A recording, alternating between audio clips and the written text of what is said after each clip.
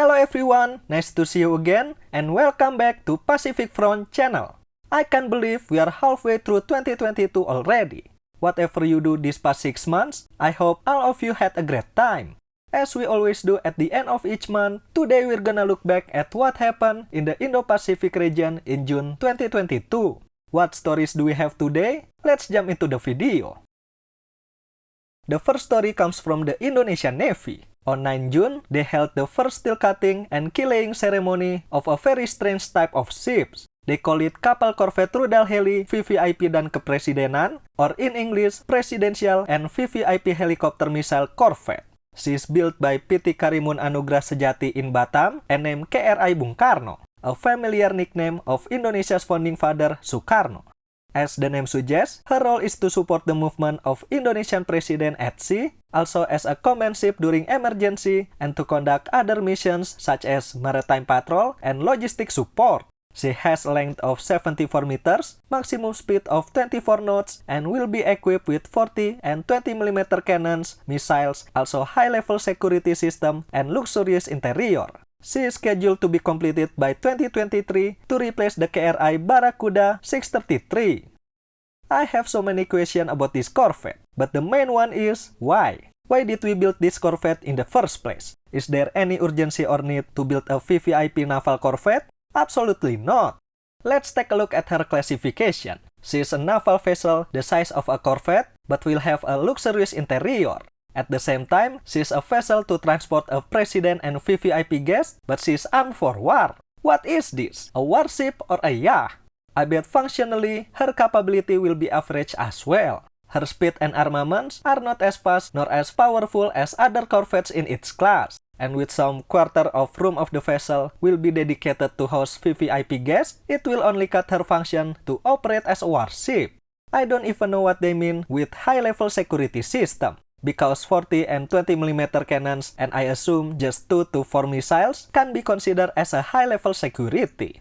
Lastly, although the naming has received a blessing from his daughter, I don't agree with the name.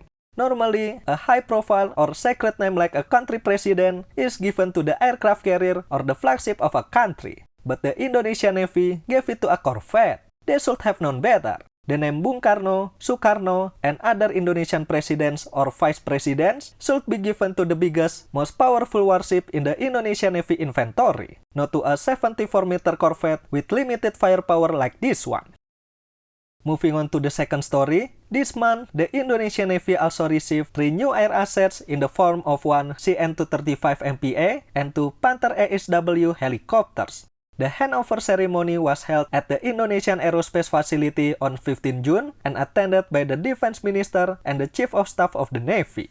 The CN-235 MPA is equipped with an integrated mission management system by Nexea, a high-performance search radar with detection capability as far as 200 nautical miles, which can carry out 360-degree surveillance continuously, a synthetic aperture radar, and inverse synthetic aperture radar, which not only enables it to detect the position of a target, but also provide an image of the target as far as 60 nautical miles well before any visual contact, an automatic identification system to search and identify a ship automatically, and a FLIR. Whilst the Panther ASW helicopter is equipped with a lightweight torpedo and a dipping sonar DS-100 Helicopter Long Range Active Sonar or HELRAS by L3 Harris. Even though it's only the 6 MPA aircraft and the 12 and 13 ASW helicopters of the Navy, I appreciate their effort to keep adding these capabilities into their inventory. As we always discuss in this channel, Indonesia has vast territory, and we need a lot of assets to patrol and defend our airspace, land, and waters. With the additional aircraft and helicopters, the Navy can be more flexible to deploy their assets wherever they need. And hopefully, someday, they can have a bigger asset for this role.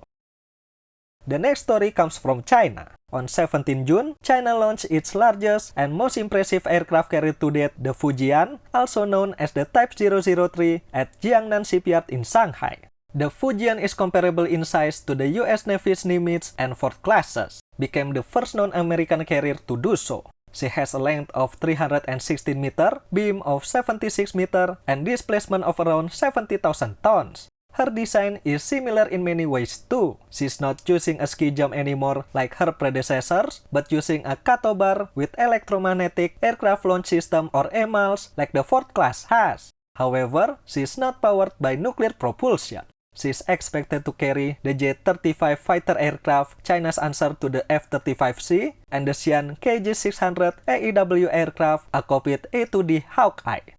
China's ability to build and operate aircraft carriers is very impressive. Despite only having 10 years experience of operating it, they have been able to develop training, procedures, and infrastructures to support it. It looks like they are more confident and credible in the aircraft carrier game as well. Japanese defense officials noted that in recent months, Chinese carrier Liaoning has undertaken over 100 aircraft launches in the Western Pacific. And I bet they will not stop with just 3 aircraft carriers only. Currently, the US and France are the only countries with nuclear-powered carriers. So it's only natural for China to pursue this technology as well. We, countries around the South China Sea, should be worried about this launch, because soon, China will be able to deploy its carrier battle groups with greater frequency to the disputed waters in the East and South China Sea. If we don't have any countermeasures against these threats, like anti-air and anti-surface missiles, we won't have a chance against their might. And we're gonna end today's video with a story from Australia. After months of bad relations between France and Australia, finally, they became friends again. The Atta-class submarine program, the source of their dispute, finally ended this month after Australia and Naval Group reached a settlement. While some of the details will remain confidential because of their commercial nature, a part of it says Australia will pay €555 million to Naval Group as a compensation. Including the settlement deal, the Atta-class submarine program has cost the Australian government around €2.26 billion. The story began in 2016 when Australia selected French company Naval Group as the winner for the design of 12 future submarines for the Royal Australian Navy. But delays, work share dispute, and cost increase made Australia reconsider their decision. The final blows happened in September 2021, when Australia, UK, and the US announced an enhanced trilateral security partnership known as AUKUS. And the first major initiative under AUKUS is to help Australia to acquire at least 8 nuclear-powered submarines. The move sparked a diplomatic row between Australia and France, and their relations have become sour since then. And that's it for today. 4 stories in the Indo-Pacific region in June 2022. The Indonesian Navy built a new VVIP corvette and got new air assets, China's new aircraft carrier, and the conclusion of Australia's Atta-class submarine program. What do you think about these stories? Let me know in the comment section below. Thank you for watching everyone, and I will see you in the next one.